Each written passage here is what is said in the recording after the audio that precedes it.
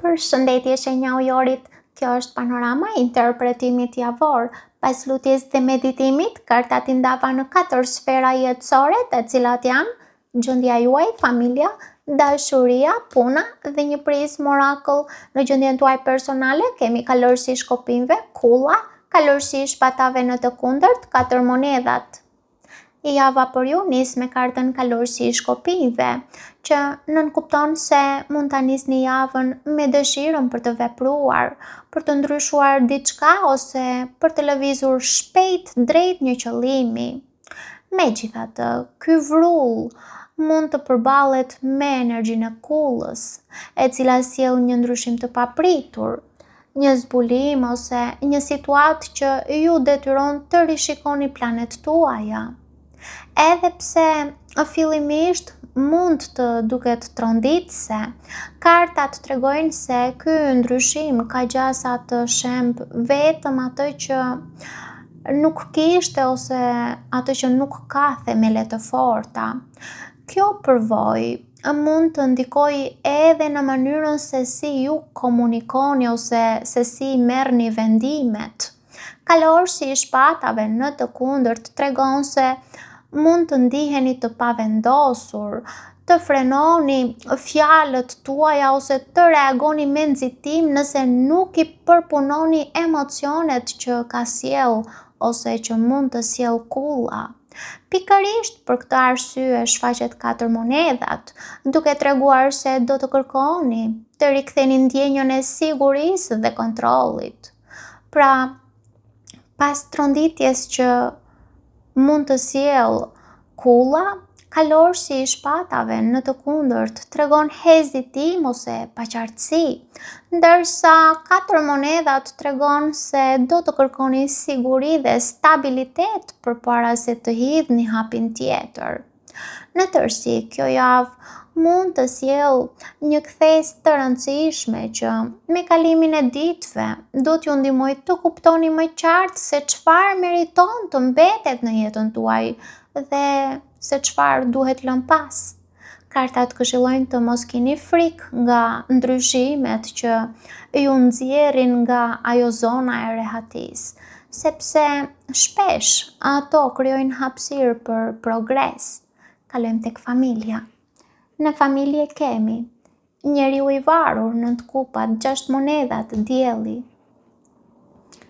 Njeriu i varur tregon se disa çështje familjare mund të kenë mbetur pezull ose të kërkojnë një këndvështrim tjetër.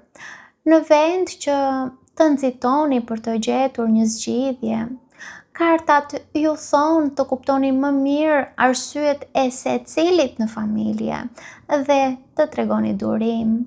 Nga kjo qasje lind energjia e 9 kupave, e cila tregon se mund të rikthehet një ndjenjë kënaqësie ose harmonie brenda jush ose brenda familjes.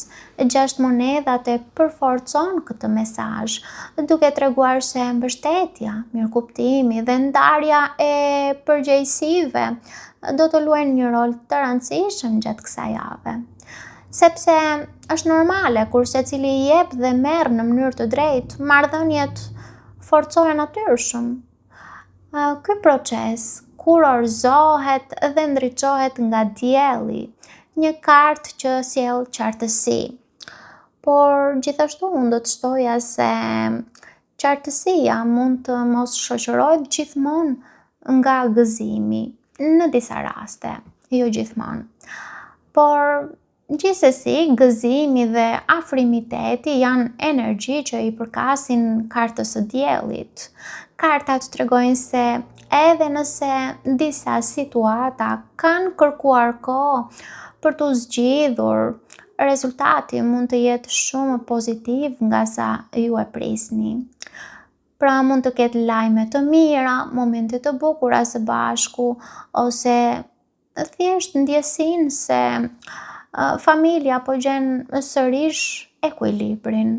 Pra, durimi i kartës me njeriun e varur hap rrugën për harmoninë me kartën me 9 kupat, ndërsa 6 monedhat tregon se mbështetja reciproke është Çelësi që çon drejt ngrohtësisë dhe qartësisë me kartën e diellit në fund. Në tërësi, kjo është një nga sferat më të favorshme të javës për ju. Kartat këshillojnë t'u jepni kohë gjërave të piqen, sepse disa përgjigje vijnë vetëm kur shihen nga një këndvështrim tjetër. Kalojmë tek dashuria. Në dashuri kemi vdekja, mbretëresha e monedhave, perandoresha, hëna.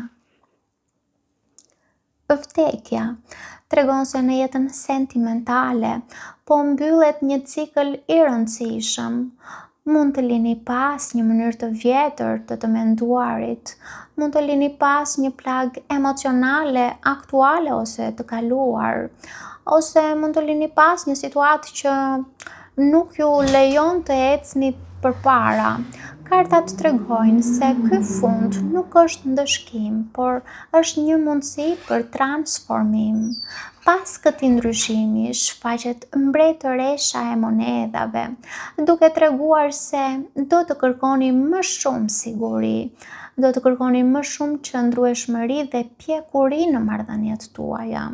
Pra nuk do të mjaftoheni më me premtime, por do të kërkoni vepra dhe stabilitet. Edhe kjo është një gjë fantastike, shumë mirë. Kjo energji zhvillohet mëtej me perandoreshën, e cila flet për rritje, flet për dashuri, flet për shtatzani, flet për kujdes të ushqyer, flet për mundësinë që një lidhje të marrë një drejtim më të pjekur. Megjithatë, hëna në fund nënkupton se pavarësisht këtij transformimi mund të mbeten ende disa pasiguri ose frikëra që nuk janë zhdukur plotësisht. Kartat sugjerojnë të mos merrni vendime vetëm mbi dyshimet ose supozimet, por t'i lini gjërat që të zbardhen gradualisht. Pra, në tërësi, ky kombinim kartash në sferën e dashurisë më tregon se një transformim i thellë emocional mund t'ju çojë drejt një dashurie më të qëndrueshme, për sa kohë që nuk lejoni pasiguritë të errësojnë atë që po ndërtoni. Kartat këshillojnë të besoni më shumë tek ajo që ndërtoni me durim, sesa tek frikërat që krijon mendja. Kalojmë tek puna. Në punë kemi 3 monedhat, 2 monedhat, asi i shpatave, hierofanti.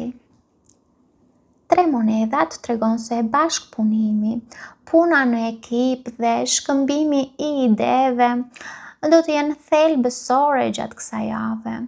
Përpjekjet tuaja kanë gjasa të vlerësohen dhe mund të lindin mundësi për të mësuar ose për të zhvilluar aftësi të reja.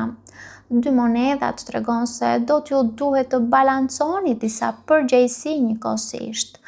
Pra mund të menaxhoni më shumë se një projekt ose të përpiqeni të gjeni ekuilibrin mes detyrimeve të ndryshme. Pikërisht gjatë këtij procesi shfaqet edhe asi i shpatave, duke sjellë qartësi, duke sjellë ide të re, ose mund të sjellë gjithashtu dhe një vendim që ju ndihmon të shihni më qartë drejtimin profesional. Kjo qartësi përforcohet nga hierofanti, i cili tregon se përparimi mund të vijë duke respektuar rregullat, duke u mbështetur tek përvoja ose duke mësuar nga dikush që ka më shumë përvojë ose njohuri. Për disa nga ju, kjo kartë mund të flasë edhe për një kontratë, për një trajnim ose angazhim profesional më të qëndrueshëm. Në tërësi, kartat tregojnë se kjo javë mund të sjellë vendime të rëndësishme, të cilat do të ndërtohen mbi bashkëpunim dhe qartësi. Gjithashtu, kartat këshillojnë të mbështeteni te dijet dhe te bashkëpunimi, sepse zgjedhjet më të mira janë ato që ndërtohen mbi baza të forta. Në Prism Oracle kemi besimi.